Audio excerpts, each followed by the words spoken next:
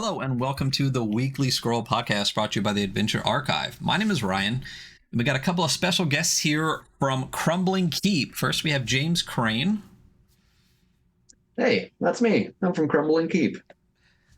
And we have Brad Kishbaugh. Kishbaugh, yeah. Hi. Yeah, all right. How you guys doing today? Doing pretty good. Yeah. Yeah. I always ask this question like we haven't been talking for like 15 minutes, but you know. Right. They don't know that. They don't. We just jumped into it. Sweeping out the stalls in Rot Bottom. There you go. So for those that don't see the giant thing next to me that says marching order, that's kind of your guys' thing here. This is the solo and or cooperative dungeon delving game Marching Order. So for those that haven't read Marching Order, what would you say, like, this is Marching Order? Like, what is it to you guys? Well, James has the pitch down, so. It's funny that you say that, because like every time that I have to write out the pitch or like the elevator pitch, I'm like, could this be better? Like, what really is it? How do I distill this experience? And I think what I've settled on, and I still don't think it does it really justice, it's like if Darkest Dungeons and Choose Your Own Adventure style books had a baby and raised it on cheap booze and desperation. I think that at least gives a good idea of the flavor. I think that's a fantastic pitch. I read somewhere that's written somewhere, and I can't remember whether it's on the Indiegogo page or something where it specifically talked about like the CYA and the Darkest Dungeon thing. Because as soon as I read that, I was like, oh shit, this is really like Darkest Dungeon. It's like your guys and their guys, and you just kind of go across. Nice line. Yeah, yep. It's you put them in a marching order, and then it just kind of goes. What was the like impetus for this? Like, who had the original seed for this concept? That's correct. Yeah. So funny story about that. He's the designer. It was it last year? Did we publish this last year? No, 2 years ago. Was it 2020? Really? Yeah. Okay, great. Our Kickstarter launched in February of 2020, and then we had the successful thing go on, and then COVID hit. Yeah. So cool. The success of our game brought upon the apocalypse. I mean, if you've read the game, you'll know why. Yeah. Marketing for solo, Rot Bottom isn't a cool place. Right. So back in 2020, it was a bit before like Zine Quest of that year, and I had never done a Zine Quest Kickstarter before, and I wanted to. And truth be told, I have actually never played Darkest Dungeons, but I was playing a mobile app on my phone that, reading the comments, people said that it seemed like a ripoff of Darkest Dungeons. But playing, right? And I'm sure, like I was gonna say, oh yeah, it has some of the same elements, but I actually still don't know that to this day.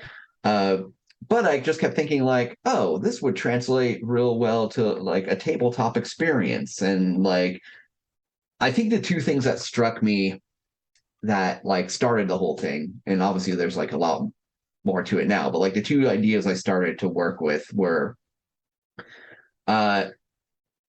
like combat in a lot of RPGs, especially those that are using a grid and miniatures and whatnot, it's positional, right?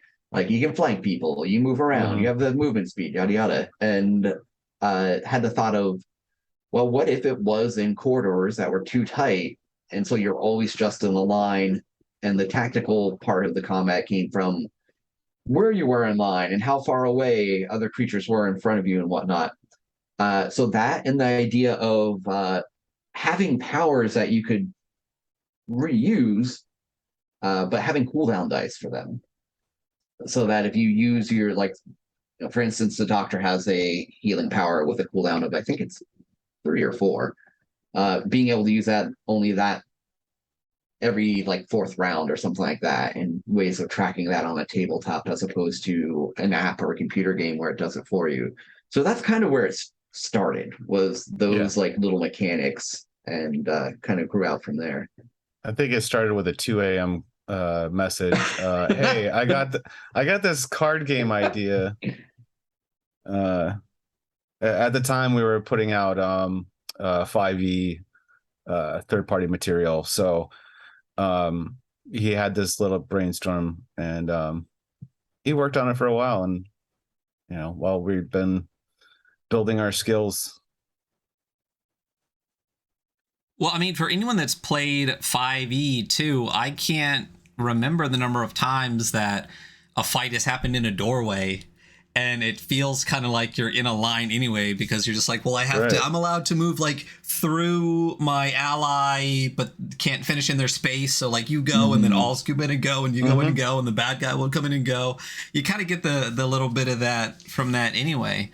But so it blossomed. Now, did you guys? You just said Marching Order came out prior to COVID, or was it like right? I'm totally wrong. I believe that was 2021, actually. No, don't. So after. Okay, great. So it was last year. And I was like, my memory isn't the best, but yeah, because I thought it was like right when it was like, yeah. I mean, solo games did blow up during COVID. A lot of people, like the whole like Wretched and Alone thing kind of blew up. A lot of journaling games did. One of the things I really like about Marching Order, there aren't a ton of games that feel like they're still adventure games that are solo. Like one of the other ones that we've talked about a lot is like 12 Years from Max Moon, where you're actually still playing with like a party of people and doing an adventure. You're not like journaling through prompts and things like that.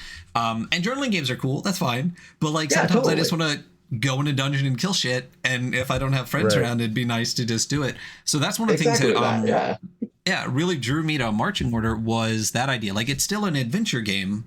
You just do it by yourself, and it is, I mean, I know you've never played Darkest Dungeon, but like it definitely channels it a lot. So like definitely hit that nail on the head for sure. Awesome. Like, I mean, kind of a happy accident. I'm definitely not complaining about it, and I think a lot of it, probably the art style, really goes a long way with that, I feel too. Oh, absolutely. Mustafa Bakir. I saw the art on two things that I really love. Actually, it took me forever to notice, but one of the things I really loved was the two primary books, the Player's Handbook and the Delve. It's the same image, basically, just from like two different perspectives. When I like eventually, like for whatever reason, had them both like laying down next to each other, and I looked down, I was like, oh shit, like this is there you go. But that's my part of Crumbling Keep. Yeah, that was Brad's idea, and then Mustafa did a great job pulling it off. And we were just talking yesterday about how we both get like little sparks of enjoyment when anyone realizes that. So like, this was great. Yeah, it's great. I think the thank you for that. The who is it? It's Heimat der Katastrophe. Maybe it's Heimat. But there's a couple of tapes that were put out that are like old school dungeon synth, and the one, there's two versions of the one of them, and it's kind of the same kind of concept where there's like a party on one side and bad guys on the other, and you could get the cover that had the party on one side and the bad guys on the other. And then when I saw that, I was like, oh shit, like this is exactly like that. The other thing is this art style too. Also, again, took me a minute to realize this is the same artist that does Neon Lords, right? Yep. Yeah. And as soon as you see it, you can't unsee it. They have a very distinct style that I think fits so perfectly with Marching Order too. It was a great choice of artist for this game. Yeah, I saw his stuff on Twitter originally, like months before Marching Order was a gleam in my eye, And the moment I saw his stuff, I'm like, I want to contact this guy someday to do commissions. I just don't know what game it's for yet. Like it didn't match anything. You sent a link that day to me.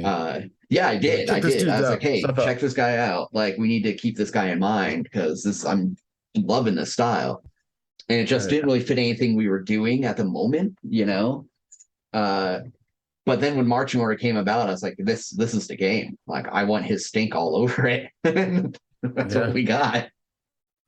And I mean, it's interesting when you see games that have a really close tie to like the artist, because I would say now that um they the game and the artist seem kind of intrinsically linked at this point. Like even with the new campaign, I assume that's still Mustafa Hmm. again.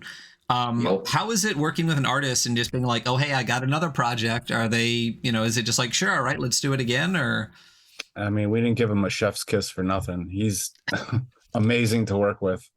He really is. Uh, It's he's been great. we give him vague descriptions, like kind of a feel, and he'll be like, "Oh, well, I'm kind of busy right now, but I'll have it done by like tomorrow morning." And we're like, "Okay, that's great. Here's 24 more characters." Yeah, I um, he's kind of feel like so his art is kind of established with our game now, and we really don't work with any other artists for marching order. Like I generally try to find royalty free images and um keep all of the artwork just to his style, and everything else is kind of an amalgamation or graphic, just stuff put together by myself. um I hadn't really noticed that until just now, but yeah, he's our one and only artist. hmm and I think that uh, do you do that specifically, or I mean, you just said like you just noticed it till now. Is it just because like you feel like what he does just portrays what you want to do so well, or because he's so easy to work with, or like as what? far as illustrations go, like yeah, I use some illustrations from like Jeremy Hart or some other really good artists out there, but they're more of like objects or a situation. I try to keep the illustrations that we buy strictly to Mustafa, and try to keep everything else minimalized to like I said, royalty free stuff, just uh real images. Like there's some mud in some of the picture, or in some of the choices, some of the entries in the story, so there'll be mud on the ground in the background, like stuff like that. I try to keep all the illustrations just to Mustafa's like gritty, perfectly marching order Yeah, style. that like I is one said, of it's my just favorite yeah, pages in the Right, Onyx yeah, is the yeah, yeah, muddy right one. there. Yeah, yeah. I knew exactly what Uh, page you were talking about when you said that. and for those that aren't in podcast land listening to this, like my Right. background is actually the cover of the this is for the player's handbook and the cover for the There's box yeah, the set. rogues. Um, Yep. but if you are in podcast land and can't see this, go watch on YouTube or go buy the book because it's wonderful. So you guys said previously, prior you were Crumbling Keep prior to Marching Order, and you were Yes. doing 5e stuff. How did Crumbling Keep come about? How did you guys kind of meet and start that whole process? Oh man. How did we meet? I think it was in a Boy Scout camp in 92 or 3. Um, we were Back in both our in teenage years. middle school. Yeah. And we, had lives. And then I think it was maybe 5 or 6 years ago, 7 years ago, we started playing. Roll 20 came out. So we started playing virtually because he was living on the West Coast. I'm on the East Coast. Uh, And it was around the time I think 5e came out too. Because I think what started right. it is I was like, wow, 5e is like it was like soon after it dropped and I hadn't been playing D&D in a long time. I was like, I'm really enjoying this. I'm enjoying it so much it makes me want to play 2e. So we started a second edition campaign on Roll 20.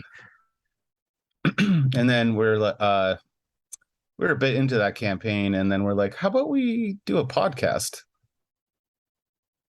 Oh, well, there's nothing stopping us from doing that. We don't have any good mics or God.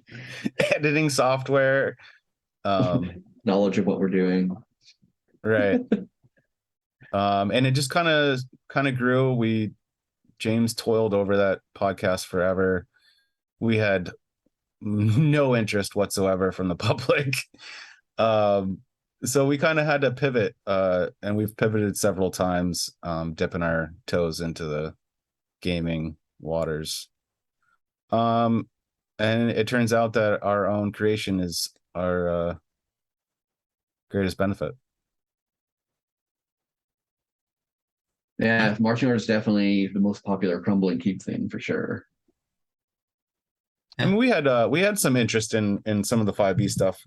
It was mostly story based stuff. Though there was like, we put out a book on items that are made from monsters. It was like a basilisk, stinger, stuff that you can harvest from the creatures that you kill, and then use to create other, magic items or what have you. Did a hex crawl. Yeah, It's called Deep Dark Wood still looks okay. I think it's gonna, like, we're putting out a conversion soon for it so that it can be used for like OSE or Morkborg, or OSE and Morkborg, and I think that's gonna be really nice for it. Yeah, I try every week to not bash 5e, and I fail almost every week. And it's what I started with. I've said this before. When I was a kid, I never played D&D. I had no idea what it was, even though I read every Dungeons and Dragons book possible. Like, my dad would come home with like just boxes of Tor books. I read every Dragonlance book and everything. No idea that it was a game involved. Probably should have read the ads in the back. Not like my parents would have let me play. But so I started with the 5e box set and then just fell hard into it. And then eventually like started reading other stuff and realized like, wow, there are better games out there to play. For sure. There are things I like more than this. Right? Combat doesn't have to take 4 hours. But like you just said, 5e or OSE and Merkborg, like obviously Merkborg blew the fuck up. But a lot of people are putting out more and more and more OSE stuff, and I'm seeing a lot of exactly what you're talking about, a lot of 5e stuff that people had previously done. They're converting to OSE or putting things out at the same time. The number of Kickstarters that are like, this is for 5e and OSE. I'm like, thank you for putting it into a different system. Why specifically OSE? I know you said that you had played a second edition campaign for a while, but is a conversion to specifically to like gear towards people that prefer that, or did you want to start making more content in like OSE and Merkborg and non 5e things? So I think part of the reason like when we were doing like 5e stuff the most, like when we were really devoted to it, we had a Patreon set up and we had some subscribers. Like, we did nothing enough to make it like financially viable or anything, but like no, it basically paid for the website. Yeah, basically. And like, I think one of the things, like looking back now, like I didn't realize this at the time, but looking back now, I think a lot of our subscribers were not people that started on 5e, that they had started on earlier systems and were currently playing 5e. And I mention that because, like, despite the fact that mechanically the stuff I was making, or stuff I was writing, we were making was like 5e, like it never felt like 5e, and I think that's why it never really garnered like a lot of attention, because, and especially like when I going back to Deep Dark Wood, like it's a hex crawl, like that doesn't generally exist in 5e as is, and it just doesn't feel 5e ish. Like I think, and like honestly, like folks, play whatever you want, like I'm happy for you. Actually, like aside from this, I'm also a professional dungeon master, so I run a lot of 5e, and people enjoy it, and that's cool. But that said, like when it comes to like games I want to play for fun, like it feels thematically a little superhero-ish, and I kind of like that more old school fantasy feel to things, where like if you run into like a bear or a thunderstorm, it might be a threat, as opposed to 5e where you like the stakes are just raised a lot higher, like there's a lot more power creep to it. But unless it's a dragon.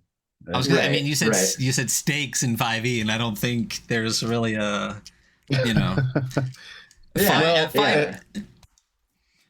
What's up? For instance, what we are playing now for fun is we're streaming the Alien RPG. And we're doing the cinematic version, which is it's basically just like a movie. Everybody's gonna die, or at least 99% of them. It's just a matter of when and how. Yeah. So Love it. there's like no stakes in it, you know. Yeah. No, Yeah, but the thing something's with gonna 5e burst out though of my chest is, or something. yeah, what you said. I mean, 5e is it's a hero game. You know, like it is Yeah, totally. designed to make you feel good and be the good guy and eventually become a god and battle other gods. Like that is not like many people actually go from 1 to 20, but once you get to 20th level, you're basically just like fighting gods with 1,000 hit points. And I think a lot of people eventually are like, I want more. There was an article, I think Stu Horvath from the Vintage RPG podcast wrote once that I read, and it basically said that earlier editions of D&D at low levels is a horror game. Like if you have very few hit points and very few abilities and you go down into a deep dark area and run into some giant thing, this is horror. This is what this is. And I really love that feeling where like, Yeah. I make one wrong move, I'm dead. If I choose to stay instead of fight for one more, or fight instead of run for one more turn, I'm dead. And I feel like you get that a lot more in OSC. I mean, it is a BX. It is the retro clone at this point. Yeah, that's But really true. when you said the first thing you said when you're like, well, you did hex crawl, the first thing that popped in my head is exactly what you said. Well, hex crawl doesn't feel like 5e. That's not really how 5e works.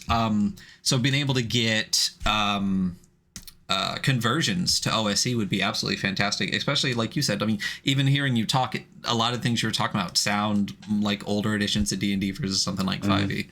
So, And I think is a lot of that guided my thoughts on marching order.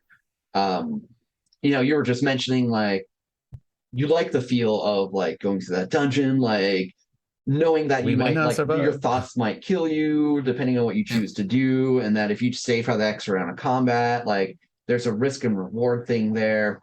And I think um uh Joshi McCrew, Rise Up Komo's blog, I think was where I like originally saw something to put these words into or put the ideas into words.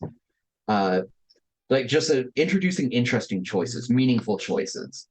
Um and so like didn't want marching order to be just an endless slew of enemies that you fight through and get stuff and Yeah, like I wanted to give it's choices boring. to the player, right?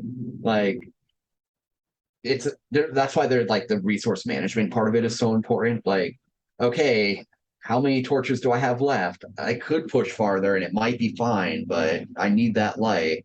Do we have any bandages? How many luck points do we have left? Like I want people Right. thinking strategically about what they're doing and making There's choices. there's a reason I put "Don't forget torches" on the tab of the box set. Yeah, that little Literally, secret when you tab. open it up, it's like, no, it's not the secret one. It's the tuck one. Oh, Uh, right. yeah. So as soon as they open it up, they should get this tip. First tip, because it gets really dangerous when you run out of torches. Yeah, that's the first tip, tip. bring light. Yeah. The well, I mean, even in the writing, you say over and over again, like the first delve has like bring antivenom, don't forget torches, like it like 3 or 4 times. It's like if you don't get it by the end of reading the player's handbook that you should get antivenom and torches for the first delve, like you weren't paying attention in the Yeah. book. Yeah, like But because that's I not figure like people going into it the first time, like they're not going to understand the importance of certain items, and I don't want to play right, a haha gotcha style of game. You know what I Right. mean? right. So I figure after that first delve, they're like, oh, that's why I need these things, and they can think about their inventory management more appropriately going into future ones. Yeah. I was just gonna say that I set up the character sheets to kind of mimic like an old school Nintendo. Uh, you know, you bring up the Zelda's inventory, and it's got so many slots. You got this in here and blah blah blah. It's really got that feel when you're down there playing in in a dungeon. You're like, shit, I gotta mark off my torch. Oh, we're only down to 2. We're working on the sewers right now, and that's extremely, like, it's almost, there's a cost uh to, what would that be, like cost efficiency? Like, we paid for so many torches to go down in the sewers, and we need to you like need to make that get money enough back. gold to pay for more if we want to come back. Yeah, totally. Like, did we make enough money to pay for the bandages we used last time we went down there? Right. No, and that's one of the things I really, really love about specifically this game, but games like this is exactly what you said about choice. One of my, especially when I started gearing harder away from 5th editions, I have a friend slash mentor, Sursa Victory, who did a lot of like 4E stuff, but he literally writes classes on choice design in tabletop games.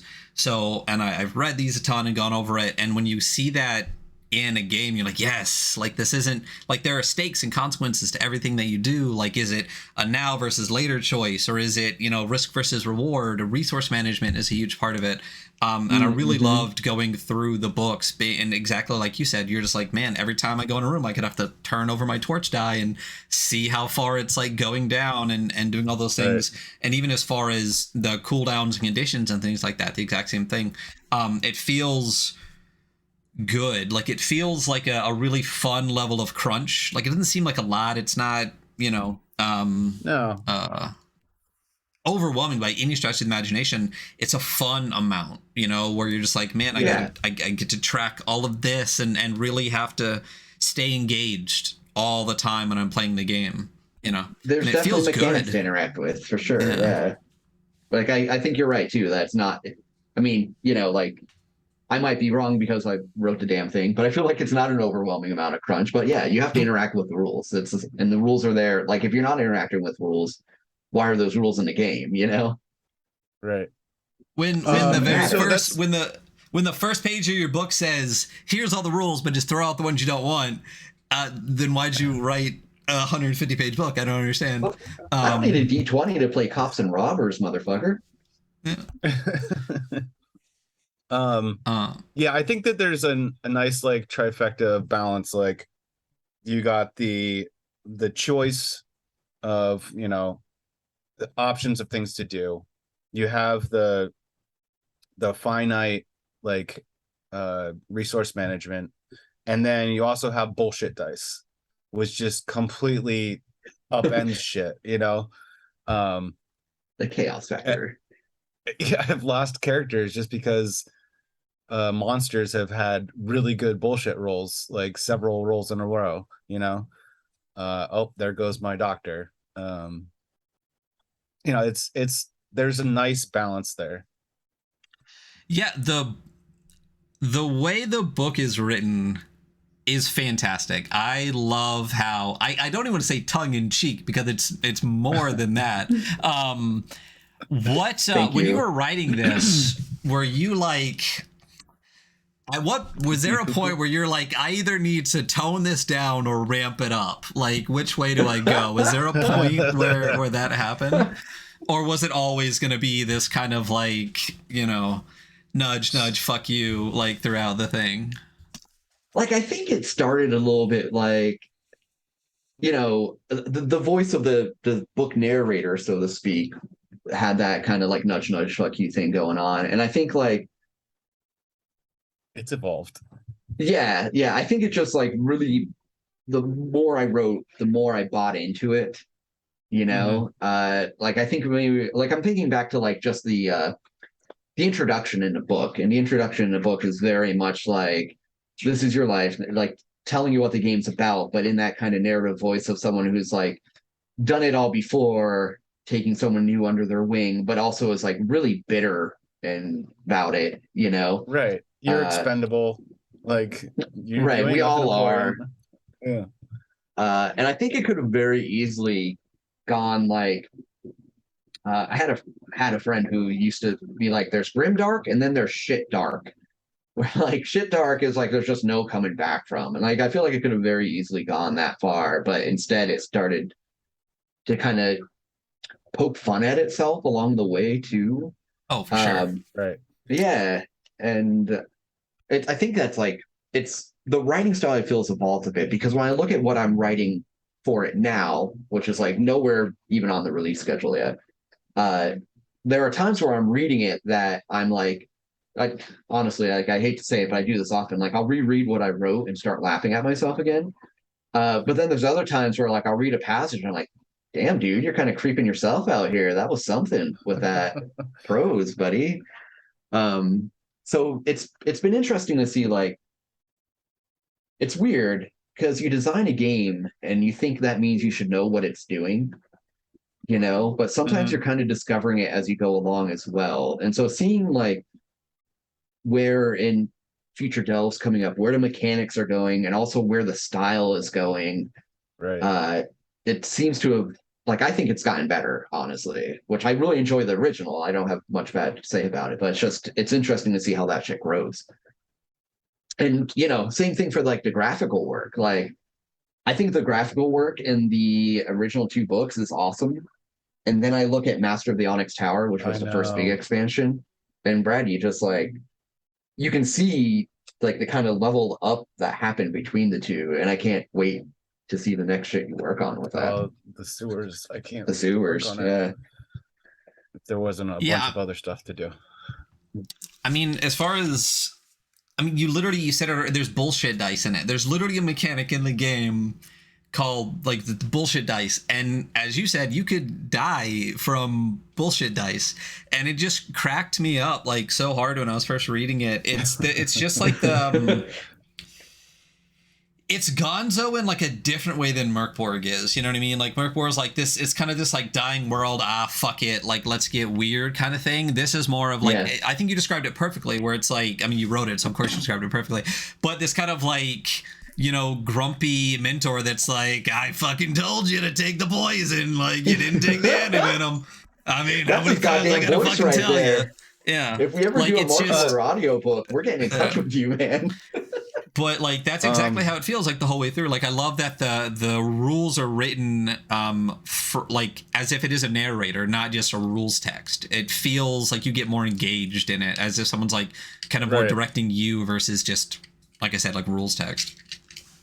For instance, the thief, his first two flaws are: one, you weren't using this, was you? You steal 1d6 coins from a random ally. Or two, I didn't steal nothing from you, promise. A random adjacent ally makes a basic attack against you. So, all different types of stuff can happen. And yeah, like the wording of all of the flaws and qualities for the bullshit is it's all, there's a lot of referencing going on. I think James referenced every Android movie possible for the Construct character. There's a lot in there for sure. I've just always loved James's writing, which is why it's great. But we literally deliberated over the name of bullshit dice for a couple weeks, and we're like, there's just nothing better than bullshit dice. Yeah, that was the stand-in name for the mechanic until we figured out what to call it. But it just felt right. It does feel right. Like when I got to it, I'm like, yeah, that totally makes sense. Like that's reasonable right there. Like especially as like I said, as you've read all the rest of it, I can't think of anything that would be better than to just be like that. Like it feeds back into that, like I said, that like little bit of just like gonzo-ness to the game. There's one line, I was trying to find it in here, that it was in the mechanics, that when I read this, I'm like, this is just such a perfect way to even say this. It's when you're talking about it's in combat, and basically it's like you can't do this or this or this out of combat. Does it make sense? Nope. Who cares? Like, Yeah. Oh yeah, like you can only use actions while in combat. So yeah, you which can't includes take a healing taking items and your cooldown dice don't go down between combat. So like if you have a power that can only be used every third rounds, that just magically goes on hold before the next thing. And because I think there is a certain time where you have to admit, like, I would rather And then there's like this is more a continuum than a like yes or no thing, but I would rather play a good game than a like good simulation, you know? Yeah, It's a that's fucking actually really game. good. Yeah. Right. I would rather have fun than be like, well, this doesn't exactly make sense, but sometimes it helps to admit that's what you're doing, right? Yeah, no, there's Right. no problem gamifying a game. It's a fucking game. Like you just said, it doesn't have to be a simulation. It doesn't have to be completely historically accurate. It doesn't have to be realistic. Like it doesn't, I would even say like it shouldn't be realistic. Like it is a game. We're all playing a game to have fun. Does a mechanic need to have a justification in the real world for it to make sense in the game and be fun? Absolutely not. You know what I mean? Right. So when people can like just say like, it's a game, like you can just play a game, it's fine. And that comes up I think a lot in marching order, where I mean in that instance you call it out where you're like, does it make sense, who cares, just play the fucking game. But like there's a lot of points where you're like, this it's a solo game, like, or cooperative, but like there has to be a certain amount of I don't know, like AI or something involved, and you just have to go with the processes, the procedures involved in it. Mhm. And if you were to make this completely real, I mean, A, you would die immediately, but B, like it wouldn't be as fun, you know? Yeah. Um, Yeah, absolutely that. Yeah, so you're like, oh shit, how did I just roll ones like consistently for 10 rounds? Um yeah, it's so much fun, and then built in mixed into that like the choices that you do have. You know, I who didn't love a choose your own adventure book back in the day, like Yeah, truly. uh and like you said, the tone that we're writing it in, it's like it's just we giggle so much just playing That's ourselves, really like true. Just a lot uh of giggling during playtesting. oh shit, I forgot I wrote that, you know. And like we Um generally playtest with uh numerous people so that we just get more minds on it. Uh yeah, but when we although do he that, he doesn't let me read anything until we play test it. Apparently he values my opinion or something. well, don't want you knowing where your choices lead before you test them out. But even when we're playtesting, despite the fact that like being as it's a choose your own adventure-ish type experience, like there are like definitive endpoints, right? Like there's choices to be made that you can't really deviate. Uh, right. but despite that, we find ourselves like role playing the characters and like yelling at each other like they are in a line and screwing up and falling over each other. I love there's no good people in Rock Bottom. It's just a bunch of filthy rogues doing rogue shit. Yeah. I mean, there's a new tagline for the game right there. If you need another Just pitch, filthy rogues there's a doing bunch rogue of filthy shit. rogues doing rogue shit. Yeah, exactly. No. But like I said, I mean, it's I love that we're doing this now. This is the kind of game, especially now, and I mean for a while, that I want to play. This isn't like gleaming armor on a paladin like while you're battling a dragon, like you just said. It's filthy rogues doing rogue shit. You're just like stomping through like monster shit down there and stabbing stuff for gold. Like it's fun in a very different way than, like I said, than like hero adventures or things like that. And especially the solo play options for it are absolutely fantastic. Like it really feels like it balances well, because you go like you can either play, one player or four players, and you go, this is this. Third player, you get a construct, and then like fourth player, you keep going. It feels really good. I don't know. I know that sounds like basic as fuck, but like like as you're reading through it, you're just like, this all makes sense. Like I totally get it. Like just because like if you added in like another person, it's not like it completely break the game. But are there? I know you just said you have a lot of stuff planned and you're happy with where the first books are and stuff like that.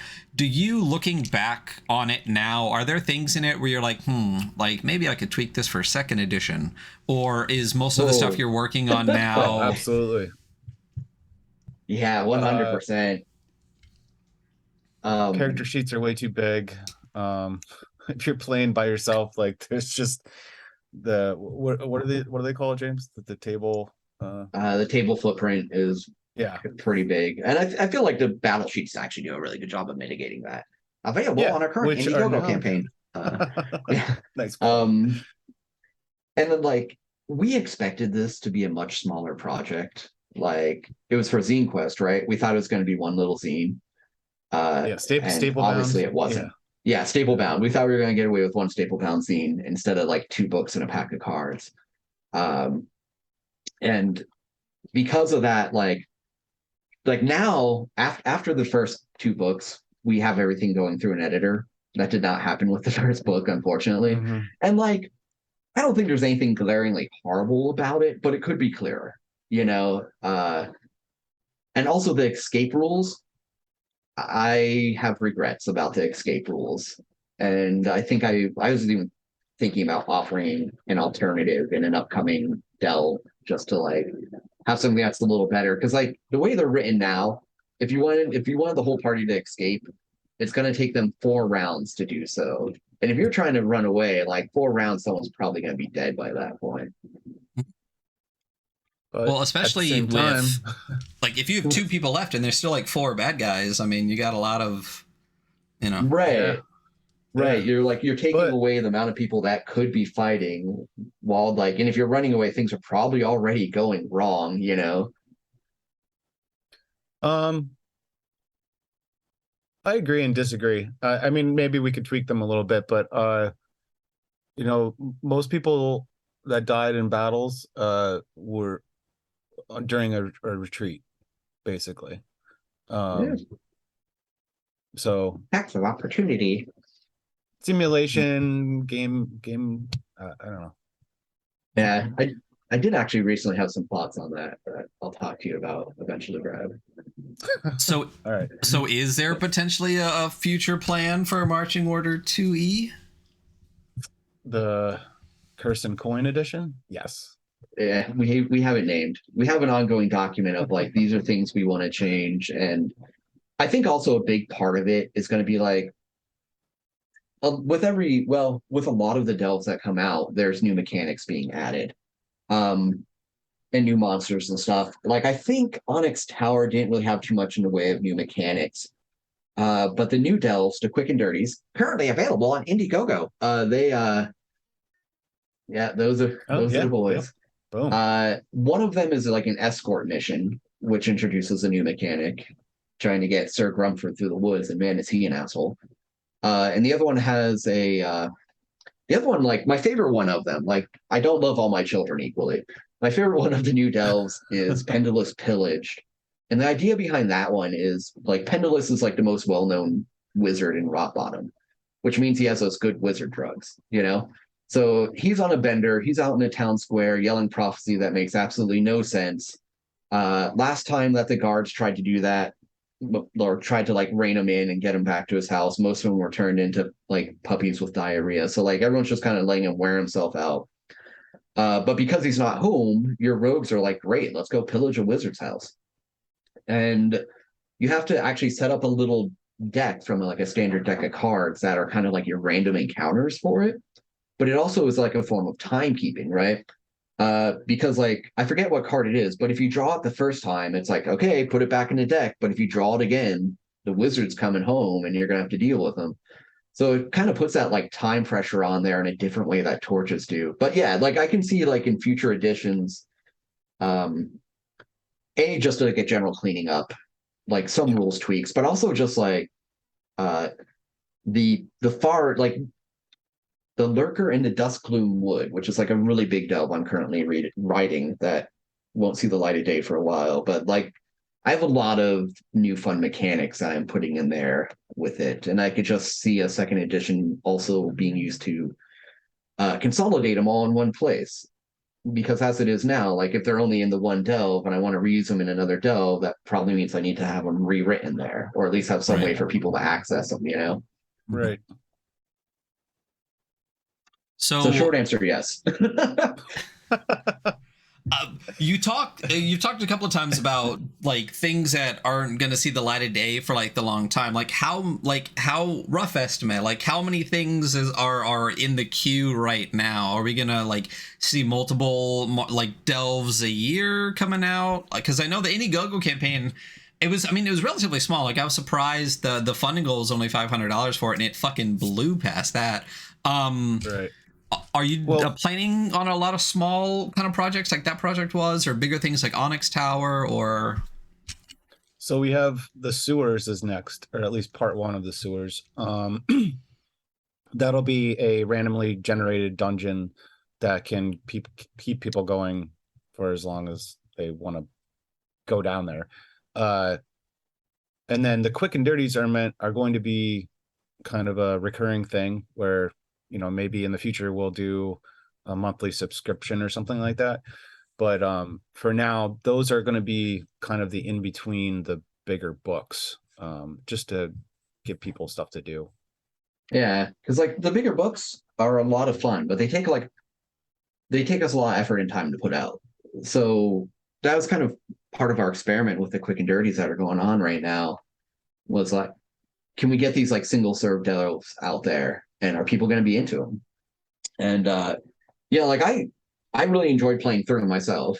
And they lasted about like 3 hours or so a piece, which like I feel like that's pretty Right. good for a single adventure, you know.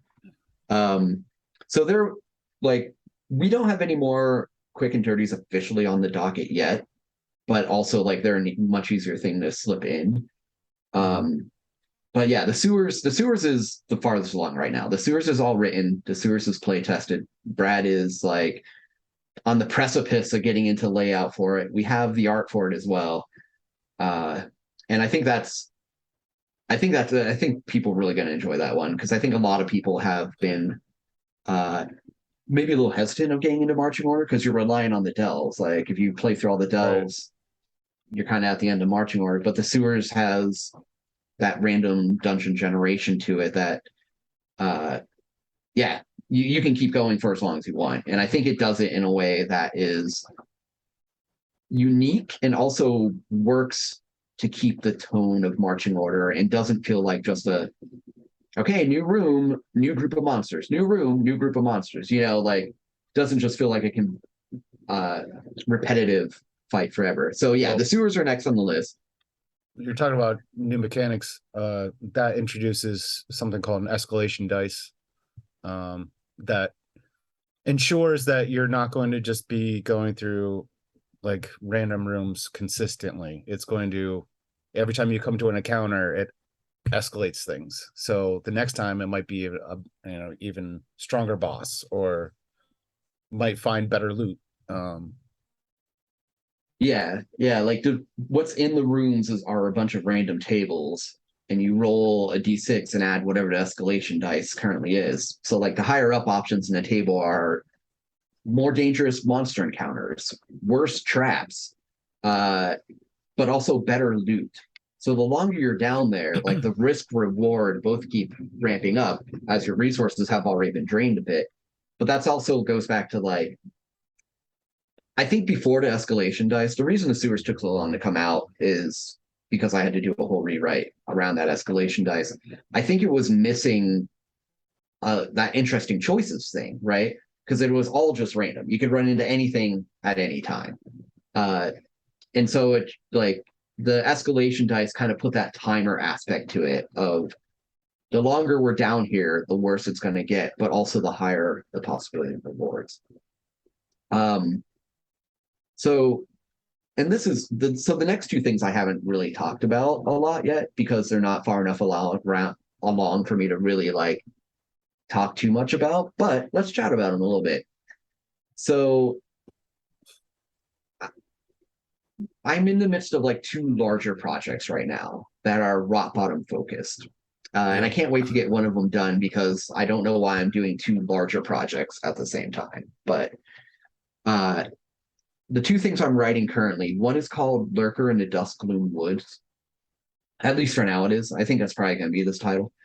And it kind of goes back to the original delves in the Delver's Guide and plays off of them with some of the ramifications of what came before.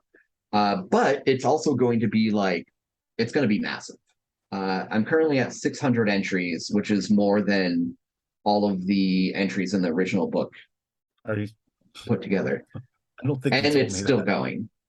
I think it's, like a lot of the focus on the delve so far have been killing things, getting loot, and like it's just been kind of like a fun mechanical romp, and like, which is cool. I love that, and I want to do more of those. And I think that's like a lot of what Quick and Dirties will do. I think Master of the Onyx Tower started to get more into a like, oh, there's a cool story behind this. Mm-hmm. And Lurker is going to be likely the first in a multiple delve book series that it goes on through a little bit more of the like rock bottom meta story, while still being a bunch of rogues fucking up and trying to steal shit. Right. Doing rogue shit. Which I love that, James, because we've talked about it before. We want to slowly evolve rock bottom, like, because we both love world building, and yeah, that's really true about us. But we don't want to shove too much into each book, because nobody wants to read 1,000 pages on the dark, or not the dark domain, those forgotten places, like those realms that people maybe don't remember. And those people that do want to read that probably have the Similarian in hand already. Sure. So we're trying not to shove too much into people, but we are definitely evolving the town, and like, it's fun. Yeah, it is. Like, I'll talk about the next project in a sec, but for a while, and these are still available on our website, we were doing the Rock Bottom Gossip, which was like a little newspaper out of Rock Bottom that was used to partially fuck around, but also partially to introduce more story about Rock Bottom and rogues and how they all came about. There's actually one issue went into the like, why are there so many rogues in Rock Bottom, and gave the historical reasons of like, well, there's a great war, and Rock Bottom hired a bunch of mercenaries just in case it spilled over into their borders. It never did, but they spent the whole treasury on these mercenaries who ended up settling into town once they were unemployed, spent all their money gambling and drinking, and the next generation basically like didn't have any life skills and became the rogues of Rock Bottom we know today. But yeah, it's just a fun way to like kind of up the world building of the whole thing. So the other project started when we were doing fulfillment for this first project, which like we do the fulfillment by hand. Like we sort the cards, we pack the boxes. So like that marching order box set, like we got all those components separately, folded together to boxes, put the books in it, et cetera, et cetera, et cetera. Mm-hmm. So it was during our first Kickstarter where we were sorting like thousands of cards. We were like around the table and just like had stacks of cards, and we're walking around the table, placing a card in each stack, and then starting over again for like fucking not hours, days, really. No, it was literally days. Yeah, literally days. And in the midst of that, cards. Well, we're questioning like all of our life choices and if we ever want to do this again. I turned to Brad, and I think like I just gave you the title first. Like I don't even think I explained myself. It's just like, Brad, Gangs of Rock Bottom. No. Can I explain? Yeah, please. You have a better memory than I. Yeah. No, I think we were up late, like till 1 a.m. or something like that, working on it. And then you went to bed. It was fucking late for sure. And I was like just drifting off to sleep, and you came back in and you're like, Brad. Gangs of Rock Bottom. Just hear me out.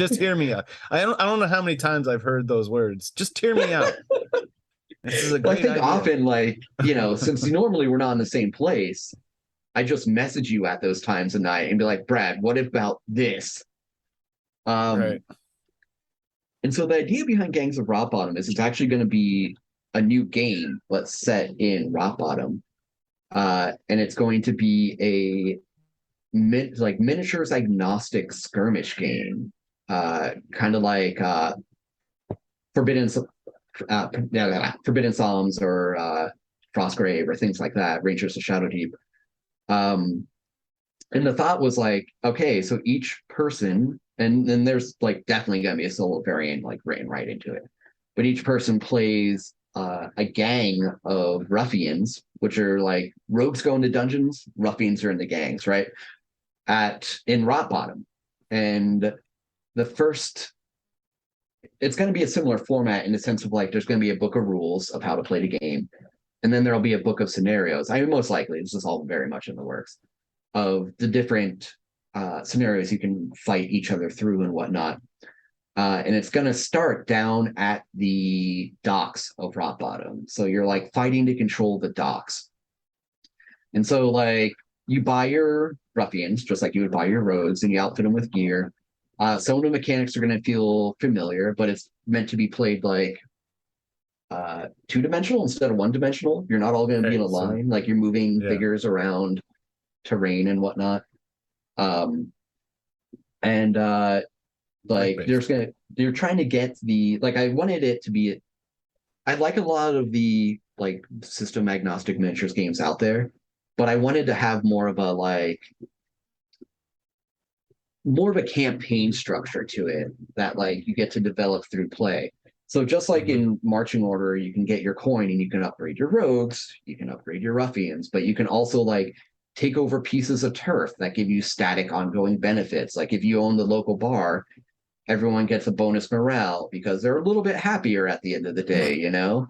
Yeah. And if you can basically like you win by getting a certain amount of currently called prestige points, and if you can get enough turf, they'll add up in prestige points. But you can also get patrons if you give them what they want. Like one of them might want you to have a cache of weapons, but also kill this monster or something like that. So it's meant to have a lot of thought during play, but also like in between games, the thought of like, okay, what location do I want to go through next? What patrons am I going for? How do I want to upgrade things? I wanted to put like a lot of emphasis on the campaign play and the in-between game aspect of it. Kind of like when you're advancing your character in most RPGs and you're like, what skills do I want to take? How do I want to level this person up? You know? But it's set on a crew, right? Right. Instead of just a single person. It has a like a Blades in the Dark kind of that's the game, right, James? Yeah. Blades in the Dark goes to Rot Bottom. Yeah. It happened after I watched Gangs of New York, honestly. Yeah, I mean 5 points and everything. You gotta Daniel Day-Lewis. I mean, totally. Most underrated actors of our time, in my opinion. Man, that was kind of want to watch that again. That was a good flick. Yeah. No, it sounds. I mean, that sounds amazing. So that, I mean, it's still marching order, but like it's a completely new game. Like, or is it still gonna? Is it just gonna be marching order gangs of Rot Bottom? Like, it's still gonna obviously be under the same umbrella. It's the same world. But I mean, you're pitching it as like a whole, literally a completely new game. Like just like kind of the brother of marching order, right? Yeah. There's gonna be like a lot of things that are familiar. It's unforgotten cousin.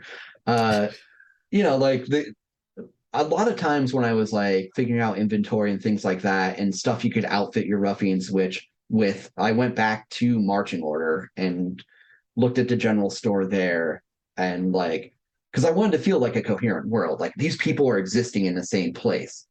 But while these rogues are going down into forgotten crypts and dungeons and like other places in the future, these fools are like warring in the streets and robbing warehouses and like are just like totally different life path, just kind of existing in the same city, you know? Well, I mean, and there's docks too. So in the future, you could have pirates of Rot Bottom too, and have a whole seafaring thing. It's funny because like it does cause me to think. Like when I realized this was in the docks, I was like, oh, so Rot Bottom's on the sea. What does that mean for future delves and world building? You know, like definitely came to mind. And I think you're going to be able to like, you're going to be able to use the same gambling games in the core book of Rot Bottom or Marching Order in Ruffians. But so far, I think that's the only crossover mechanically between the two that you need one for the other. Yeah. We also have in the works some like characters that you can not rogues, but people that you can bring along Yes. with, we're calling them the Richards of Rock Bottom because they're all dicks.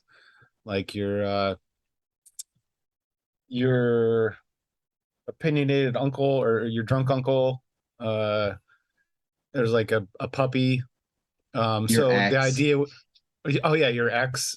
So the idea would be that they have, you know, their actions and such, but there would be more of like, they are a detriment because you're taking something that doesn't actually isn't going to be in the fight, but they would have some kind of added benefit at the end, like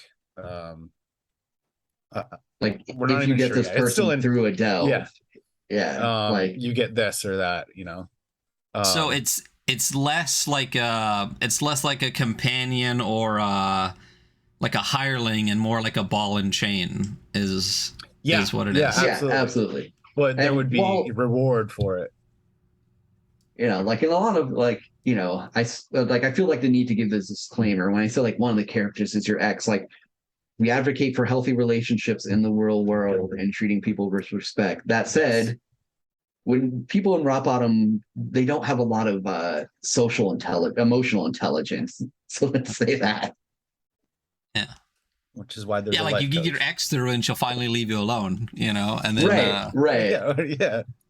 Yeah, and like the puppy, if you bring the puppy along, it's going to be like really cute looking, but like its bullshit rolls are going to be literally at shits everywhere, like things like that. That's awesome. I mean, that sounds very Which I marching think order. right? Yeah, this was Brad's brainchild, and I kind of love it. Yeah, no, that's awesome. So is that just going to be like a kind of like an add-on, like in a delve? Here's like take this fucking puppy, like have fun. Right? Yeah, it probably won't be a delve in and of itself. Like I'm thinking it'll be really useful for the sewers. Right. Your in-law. One of their bullshit would be, when my angel was a wee one, and the effect is stuns through boredom. Yeah, it'll probably be its own little zine. That's awesome. One of the things you said at one point that I guess I didn't really put two and two together with it is that marching order is really dependent on the delves, though. Like since it is kind of like like you said, almost kind of like a game book, like choose your own adventure kind of path. Like I guess people could write their own delves, but if you're playing through and you get through all the delves, I guess that's kind of it. So it is interesting. And obviously you've run across that. That's why you're doing something like the sewers. Do you think that a lot of the delves going forward are going to have more of that aspect you talked about the sewers, where there's more like kind of like infinite random generation along with it, so that there is a lot more playability with it? Or is it going to kind of be it sounds like there's just going to be a mix of all sorts of stuff, like some quick and dirties, some kind of more set, some like, a little more broad like sewer. Yeah. Like I think, as it stands right now, like this isn't something that we started to work on past like the first installment. But for that random generation, we're gonna have the sewers, but we're gonna have like the first installment of the sewers is pretty expansive. It can keep you going for a long time. It does rely on monsters and everything from the core book. So like you are a little bit limited in variety there, but still like with because it's not all combat by far. There's like, I think there's an encounter table, a trap table, a loot table. Yeah, and then there's the special table. Am I missing one? Monster. And the special table is a bunch of like, it's a D66 table of like special encounters that wouldn't really fit elsewhere. But yeah, like despite the limitations of the amount of monsters and whatnot, like I feel like it stays fresh for a really long time. So that said, we do want to do more random type things in the future, but as of now, it's probably going to be under the sewers banner, and there will be different levels of the sewers. Like right now, it's all on one level, and then the next time we'll add rules for like finding staircases to go down to the next level, which would be a whole different set of tables and whatnot, and probably include new monsters. There are some new monsters in the sewers. but they're all like the boss ones. But they are pretty fun. Um, so Brian? Oh, so I mean, we do still want to keep the aspect of like a single story adventure. And unfortunately, like we were only going to be able to do that like every so often. Like the Dusk Gloom Wood that he's working on. I mean, that's going to be replayable probably just because of the amount of options that are available. Right? That's true. That one does have like the most varied amount of options to it so far.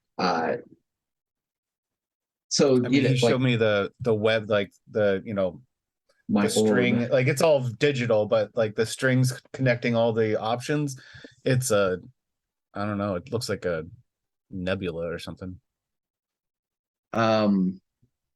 Actually, I'm gonna see if I know this won't be great for the podcast, but I think I can do a screen share with it in a sec.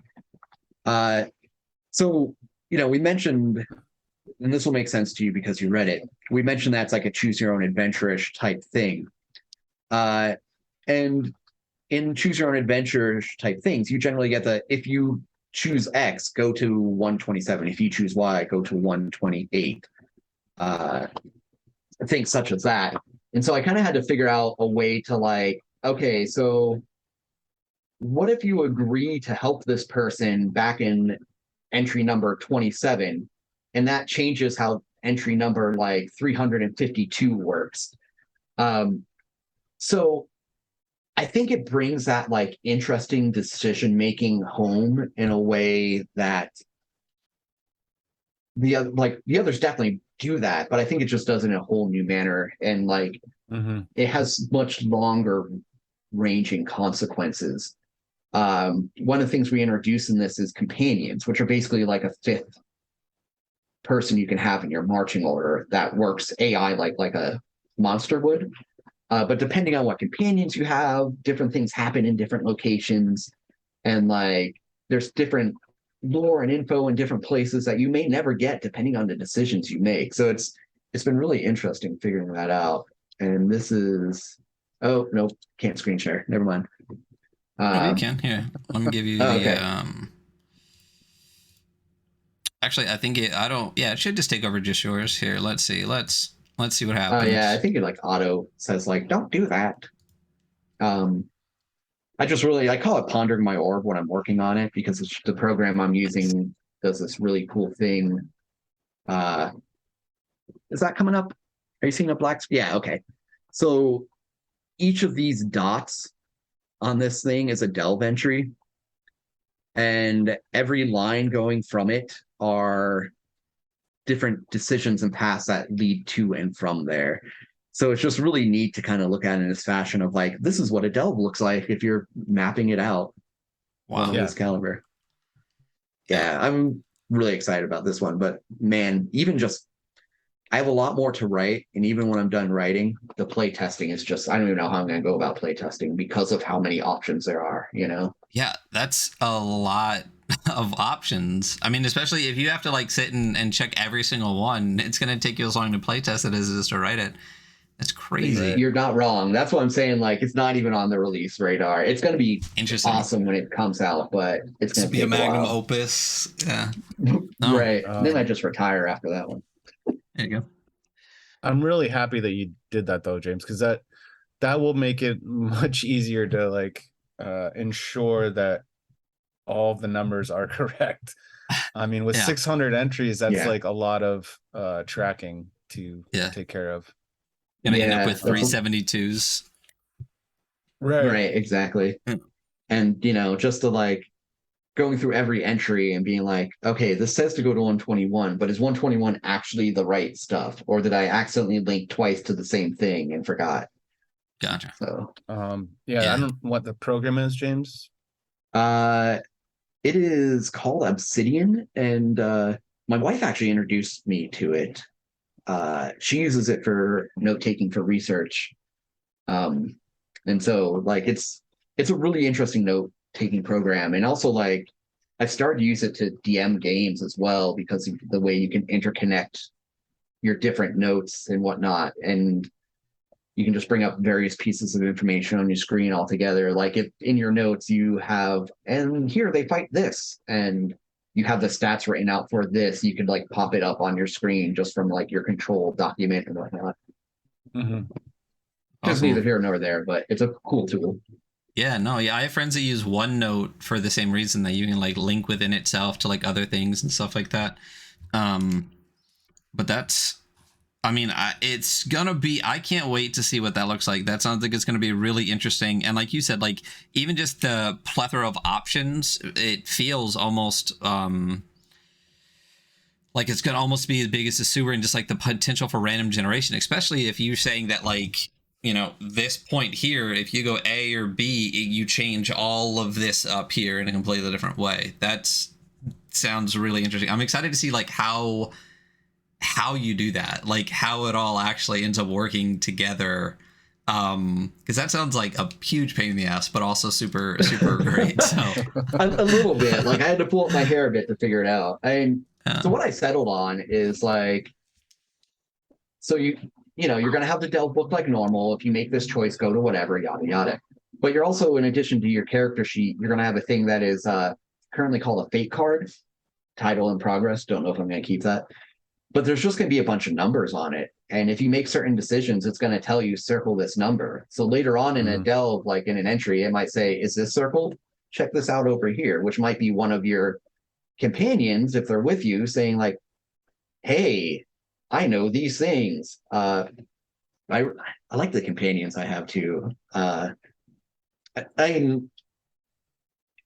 like it feels weird to say, I guess, because like it feels a little like bragging. I guess I am. I just really like the writing in this one so far. Like it feels the closest That's thing okay, dude. between all of them to like reading a novel as well as playing a game, where the other ones feel like I like a lot of the writing in Onyx Tower, but it's like it doesn't have, I guess, the scope and presence that I think Gotcha. Lurker is going to have. Well, I mean, you should like your own writing. Like when you read your stuff back, you should just be like, "Fuck yeah, I did that!" Like that's awesome. Like that's not braggy. Like if you put out a game and you look back and be like, "Man, that sucks." This writing is like, shit. Here you probably go, people. Should have wrote it a little differently. Yeah, I love the idea of the fate card though, because like I'm gonna tell you, like if I do something like 15 rooms ago, and then I get to a card that says, if you did this thing 15 rooms ago, do this, I'm gonna be like, fuck, I don't remember. Like what the hell? I don't remember what I did yesterday, man. I'm trying to remember what I ate for breakfast. So that's such a great idea to have like a tracker for that. And like even some of it, like there are some locations, like if you're there one time, something's happening, but if you like trigger something on a fate card and go back, you're gonna find things you didn't find the first time. That the complexity involved, like I can't even. I mean, more power to I you. barely If you can hear me clapping, yeah, like that's. It sounds like a lot.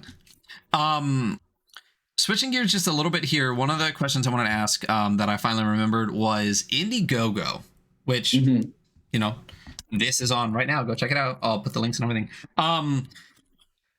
Your first project was Kickstarter.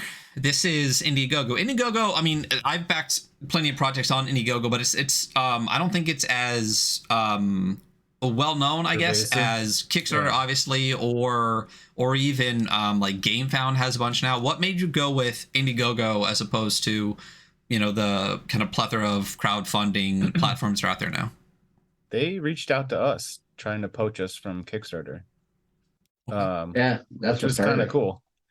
Yeah, and within like we're like, yeah, we'll try one of our projects on there, and they met with us video call like 3 times or something like that before the launch. They followed up with us. They take less money. Yeah, they're just nicer to us. Like, yeah, they just have so much more support. Like you talk to regular, like actual people so much more. Like they've had me talk to like their marketing people. They've had me talk to like just people checking over the campaign to make sure it's good. And like making sure stuff's integrated and and when it comes to like Kickstarter's the big kid on the block for sure. like everyone knows Kickstarter, and in sometimes like when I'm talking about this campaign, I still find myself saying like, "Oh, we're kickstarting it," or the Kickstarter campaign because it's like a Yeah. band-aid, right? Like, no, it's an Yeah. adhesive bandage, but you say band-aid because that branding is still in your brain. Right. Uh, but they've been great. They've been very kind. They've been very helpful. Like, I don't even know if real people work at Kickstarter because I've never talked to one. Like, I've talked to more real people that work at Facebook, and that's saying something, you know? Yeah. No, it's interesting. I mean, we had a segment for a long time called Kickstart the Podcast, and it was all crowdfunding. Because like you just said, Kickstarter, like the name in and of itself, a lot of people associate crowdfunding with kickstarting. Right.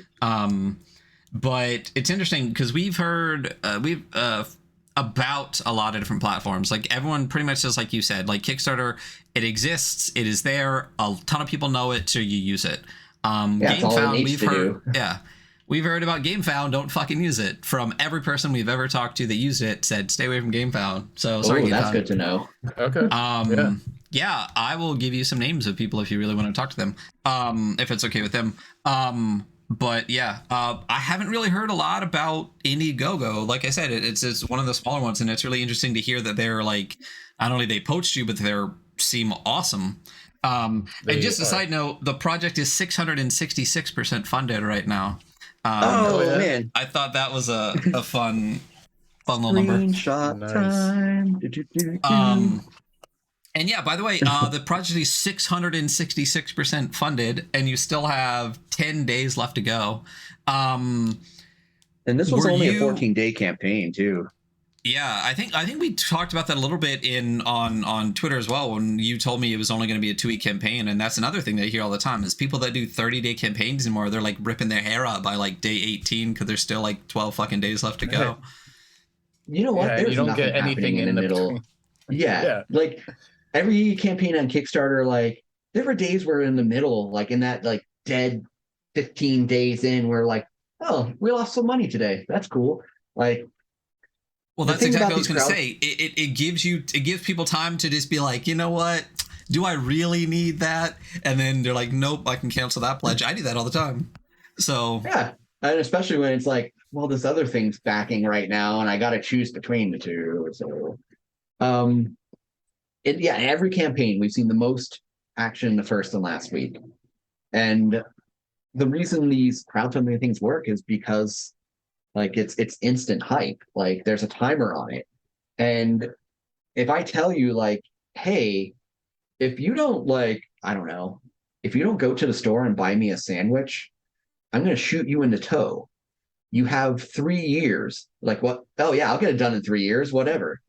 You know, yeah, like I'm not worried about my toe that much. Like next time I'm out, I'll get a sandwich. right. But if I'm like, you got 20 minutes to get me that sandwich or say goodbye to that toe, like first off, you're like, why am I associating with this fucking madman? Right. But secondly, you're getting me a sandwich. I mean, that was probably the most interesting way you could put that analogy. Yeah. I don't know where that came from, but straight to shooting off toes. But I get it. I mean, it makes sense. And I can tell you're the writer for Marching Order. But I would have said. So I'll take that as a compliment. I think. Fuck your mom. Yeah. Or that. There we go. Another way to say it. Are you? I guess the question is like with Indiegogo, like they sounds like they're great. Are you getting what you expected from like the campaign and things like that? I mean, because like I said, you had a pretty small funding goal for this, and did it even take a day to get funded? It took an hour. 45 minutes. Yeah. So it's which I mean says something. Maybe we should set our bar a little higher next time, but I mean, it feels good to be funded in an hour. Yeah, totally. And it's interesting because, like, you know, like if we compare this campaign to campaigns we did in the past on like Kickstarter, the Kickstarter campaigns absolutely brought in more money as of now, right? But that said, like this is the lowest cost campaign we've done, you know. The delves are like $12, like as opposed to like the $50 box set, or like what's it called? Onyx Tower. It was $18. So like, it doesn't surprise me that this is the cheapest one we've done. That obviously we're not seeing as much money on it, right? Because it's just not as expensive. But looking at it, like so far, it does seem to be bringing in less new people. But that could be for any variety of reasons, and not necessarily Indiegogo. Like we may have just like reached everyone in our market already, you know? So I don't know. We got a lot of looking into it to figure out. And part of the reason, like honestly, part of the reason we wanted to do this on Indiegogo with the quick and dirties is because it was a cheaper product and it just wasn't as much of a risk to us to try it out and see how it goes, Right. you know? So yeah, we yeah. got some number crunching to do, but Yeah. one thing about Indiegogo that we have liked is there's a pre-launch and then there's a post kind of launch. So you can sign up for to be notified, but that also gives us their email that integrates into our email list. And then afterwards they can pre-order or essentially still pledge after the launch is over or after the campaign's over. Did I explain that right, James? I don't know if everybody could understand it. I think I have like correct. a few maybe clarifications on it, but like I think you said it right. Like when you do a campaign on Kickstarter and you have your like pre-sign up thing, right? Like you have the like just title card up there and people can sign up to know when it gets launched. Like basically when they enter their info in there, that goes to Kickstarter and Kickstarter sends them that information. Whereas in Indiegogo, it goes to us and it falls on us to give them that information. But also that means we get to give them the information like how we want to. Like we get to like, you know, a email from Kickstarter being like, hey, this product launch doesn't contain the like the language and feel of Rock Bottom like the emails like We Can Craft and things like that. So that's kind of cool. And Indiegogo does have and like we can let these people know about future marching order stuff afterwards now as well. And Indiegogo does have an option where like after you're funded and your campaign's over, you can continue to take pre-orders through them. Like we will not end up using that because we just do that on our website. But it's a cool thing for creators that are like thinking about like where do I want to do this at? Because while you're working on it and while you're like getting it printed, you can still have orders coming in without having to have that infrastructure set up yourself, which is kind of a big thing because that's a lot to do when you're starting out. And that's not possible on Kickstarter. Right. Well, yeah. I mean, Kickstarter is done. Well, there's also something to be said just about even if it brings in like a little bit less money, the fact that they take less money from you, but also like that they're just cool, like, and they make it like an easier kind of process for you is something to be said too. You know, like, I mean, I'm sure Kickstarter was not the way they are now when they first started. They were probably a lot more responsive and things like that. And eventually, you know, you get big enough, you can stop giving a shit. People are going to use your service anyway. But there's something to be said about like working with like good people, you know, and feeling good about the project that you're putting out instead of having to fight through the infrastructure the entire time through a project and afterwards. So, you know, like I like the underdog as is, you know, and just like the week leading up to the launch, I talked to one of their marketing people at least twice, who had great advice and was also like did what they could to like they got our project on the front page of Indiegogo. You know, they got it to whatever special list they could. Like it felt like they were rooting for us. And on Kickstarter, it feels like they're rooting for you, kind of, just because they want you to make more money because they get more money. But they don't tell you that. Like they have enough people that if you fail, they'll make it up elsewhere. But like Indiegogo, it really felt like they were part of the team, you know? Yeah. Like they cared, you know? Like they cared. Like I expect a Christmas gift from them this year, you know? Yeah, at least a card. So are you thinking, I mean, you guys are going to number crunch, you know, that's not really, but you know, it's a possibility for future projects, even if it's some of the smaller ones in the future too, just because the process was it sounds like better than Kickstarter, at least easier or nicer. The process was 100% better for sure. I think the percentages that we, like percentage of pledges that we got through Indiegogo was probably about the same as Kickstarter, wasn't James? Like the percentage. Yeah, and I figure that's a good metric to look at. Like, how many people did we bring in versus how many people did this platform bring in? Right. Because at this point, like, and I love this. Like, we have marching order fans. You know, like we have the marching order Facebook group. Those people are loving it, and so like they're gonna when go we were wherever we doing want. this, we knew we were going to bring a lot of people with us. So like, yeah, the metric of like how many people did we bring in versus how many came from being on this platform is an important one. Because one of the other things, honestly, we thought about doing in the future, like we could crowdfund this ourselves on our own site, but then we just miss out on like whatever an individual platform might bring in. So it's not saying we won't do it in the future. It's an option we talked about. Like we're exploring, we're feeling things out. Right. I think if we I get mean, you got enough audience that we can, guarantee a certain amount of revenue from our own site, then it'd be more viable. But right now, these platforms are definitely helping us. Yeah, they're helping more than they're hindering for sure. there you go. Switching gears again real quick, because this is a question I think I mean to ask all the time and forget 100% of the time, and I'm going to remember it this time. I'm excited.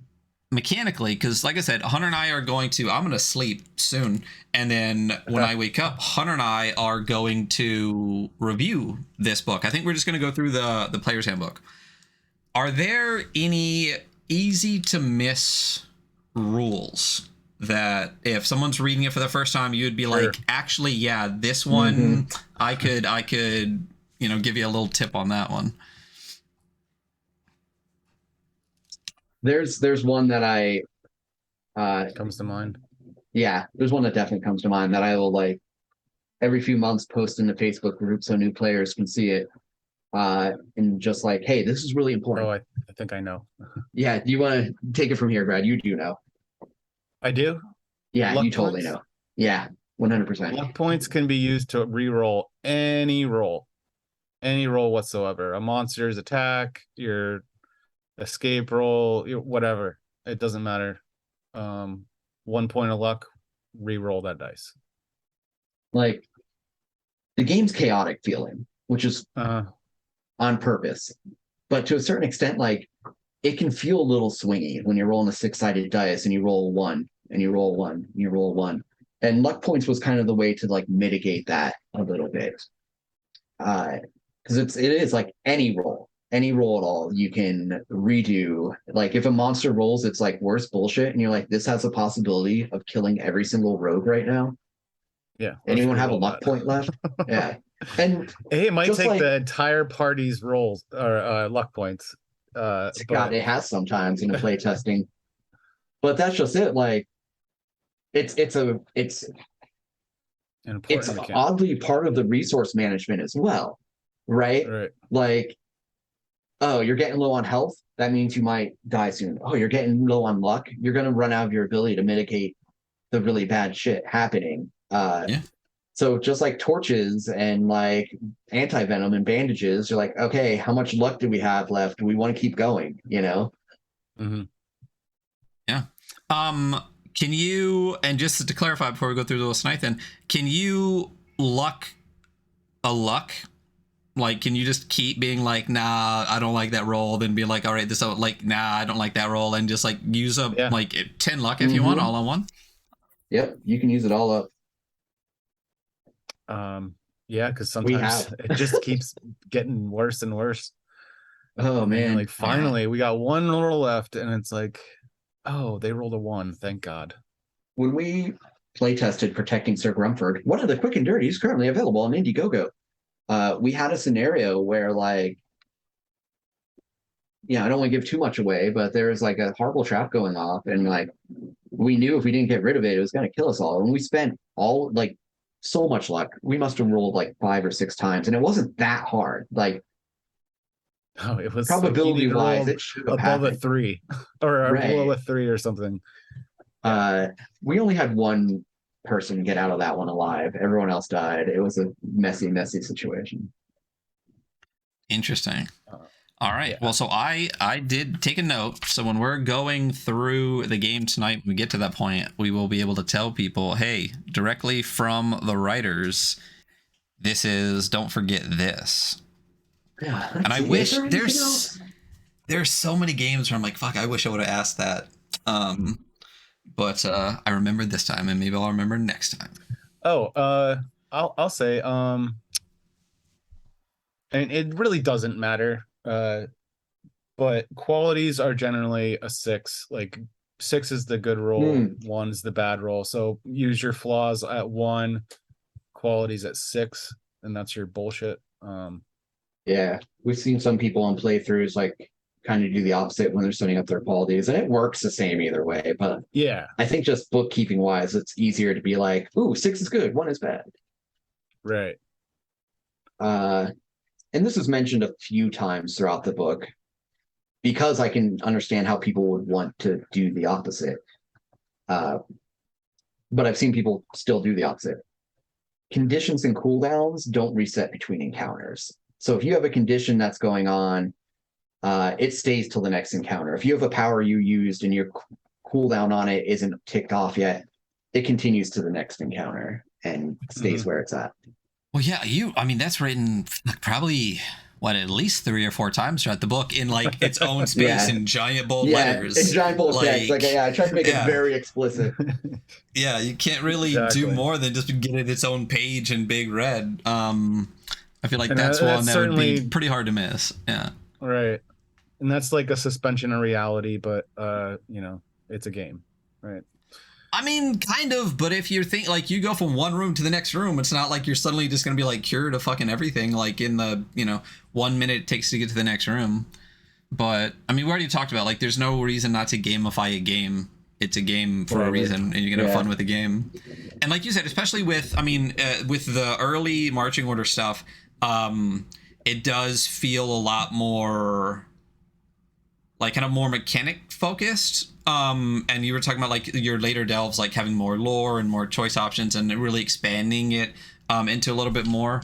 But in the early stuff, like you said, there's like a the delves kind of feel like exercise in them and the mechanics kind of going through.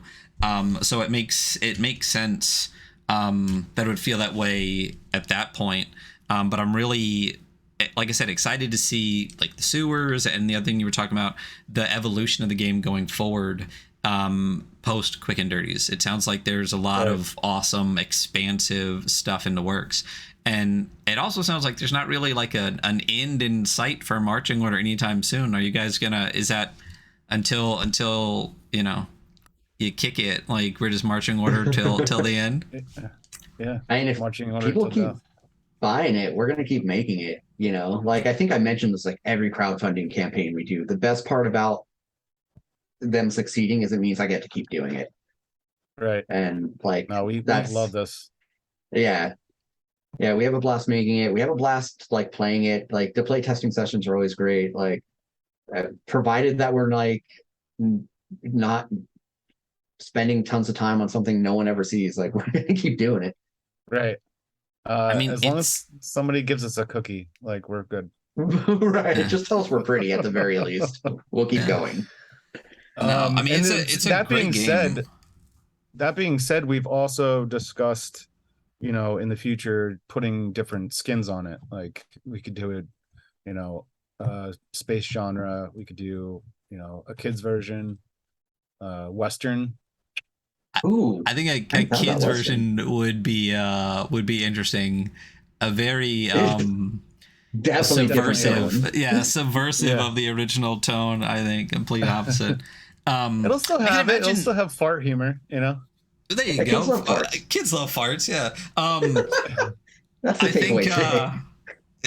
Rogue shit, and kids love farts.